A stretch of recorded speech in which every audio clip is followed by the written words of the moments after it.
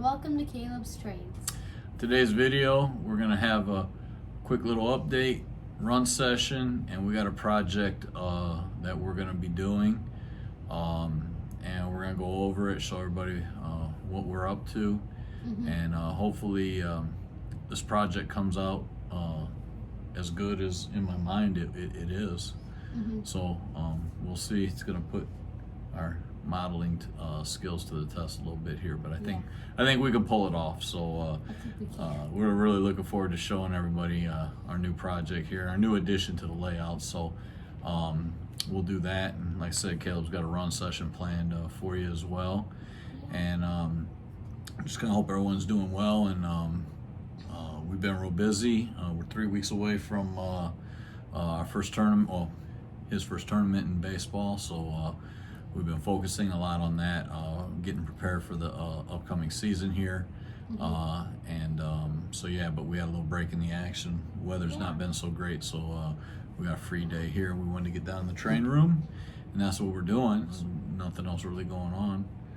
Watched the World Baseball Classic. I don't know if everyone got to see that, but that was really awesome. U.S. Fell short in the championship game, but it was still an awesome game. So came down to, I think, what everyone wanted to see. Shohei against Mike Trout. Caleb's favorite two baseball players, and one's got to win and one's got to lose. That's the way life goes. So it was still awesome. It was exciting. We're big baseball fans, so and Steeler fans. Other than that, you got anything you'd like to share? Well, smash the like button, smash the subscribe button, smash the notification bell so you don't miss any of our awesome videos. Ding, ding, ding. Smash the comment button if you want to ask us or tell us something. It's down there. You'll find it. You got this. Yeah, let us know what you think about this new project that we're going to be taking part in here. So we want to hear from you on that. Yep. Follow us on Instagram right here at Caleb's_trains. I post a lot of baseball stuff on there, so if you want to see that, go ahead and check that out. Yeah, so make sure to share this video so we can keep our channel growing. Yep. And with that said, don't you want to show a little sneak peek of what we're going to be our little project? Yeah. Wow. That's just a little sneak peek for you. So that you're going to see here in a second anyway, but yeah. So yep. Other than that, we're going to get to this video, this update, kind of our update of the project we're going to be doing, and our run session Caleb's got plans. So hope everyone's doing good, staying safe, and as always, happy railroading. Let's go. Bye.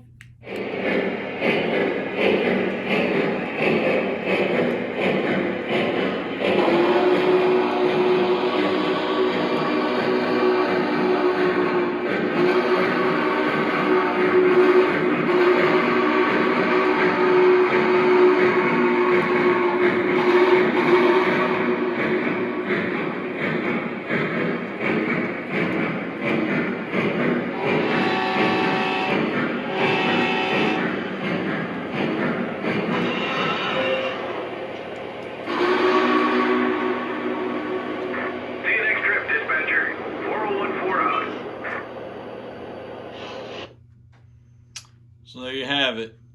This is our newest addition to the layout. And yes, it is a Clinchfield auxiliary water tender. Wow. And this is going to be our project, our next project. We've been wanting to get a Union Pacific auxiliary water tender for the longest time, and they rarely show up on, for sale. We didn't jump on it when it was cataloged initially. Then they came out with the Vision Line ones and what have you, and they're so expensive. Like now to get one, or even then with the Vision Lines, we just at the time just passed on it. Even though we wanted it real bad, we passed on it. So what kind of came like from that is I've been watching and trying to get one, and I was just like, the prices are just crazy, and we wanted the flag version of the auxiliary water tender. And just when they pop up for sale, they're $500-$600 for an auxiliary tender. Then it's like I just can't stomach spending that much money for an auxiliary water tender. So cruising the old eBay, came across this Clinchfield auxiliary water tender, which is a TMCC version of it, which I don't really care. It's a water tender. So it doesn't have the sounds that the Vision line does, but that's okay. The big boy has sound, so we're good there. But what we're gonna do is we paid a grand total of $189 for this water tender. And if you can see, there are the handrails. Some of them are broke and need to be fixed. There's one there. There's a couple of them. So we're gonna go ahead and fix them. They're all there. All the stanchions are there and everything. But it's got a couple of them that are broken. They just need to be super glued, fixed. It's a brittle, fragile thing. The handrails and that, and it happens. Nothing's missing. Works. It's got the backup light, and it's got the electrocoupler on the rear of it. All that stuff works. So what we're going to do is we're going to repair the handrails, and then we are going to take it apart and we are going to paint it. Yep, we got all of our colors here. Caleb's going to show you. That's the yellow. This is the gray for the top. The dark gray that goes on the deck, the top, and the actual bottom. And this is the silver for the trucks. That's the silver for the trucks. And then we have red, which we didn't bring it, and we're gonna dull like satin clear the whole thing to make it look like match the passenger cars and the actual auxiliary water tender. And Caleb had that little sneak peek, which is a decal set specifically made for the auxiliary tenders that are in excursion service. So it has all the numbering, everything.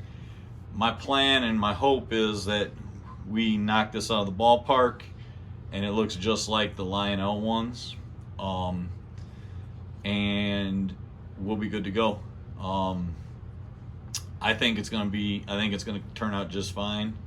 We'll see. I guess that's going to be the project, and we're going to hope that it comes out fine. But I'm pretty sure it's in our realm of possibility of doing so. I don't feel too intimidated by this project. So that's our plan. What we'll do, probably our next video will be tearing this down, taking it apart, repairing the handrails, and then prepping and painting, taking the trucks apart to paint them, and go from there. But that's what we're going to do. This is our plan. Hopefully this looks great, but like I said, we paid $189 for this tender instead of $5-something, $6-something. I think we'll be able to pull this off pretty easy. So that's where we're at. That's what we're going to do. And also in that decal set, it comes with the chalk markings, the big boy chalk markings that they put on the 4014 now that it's an excursion service.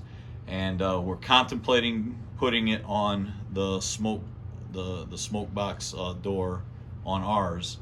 Let us know in the comments if that's something you think we should do. You think that would be something that'd be cool. It's just a water transfer decal. If it later on down the road, I feel like if we want to take it off, it can be removed. But I thought it would be kind of cool to put that on, go full excursion the way they run it, other than ours has coal load, because I think the coal load looks better than the oil bunker. So that's kind of what we're planning on doing.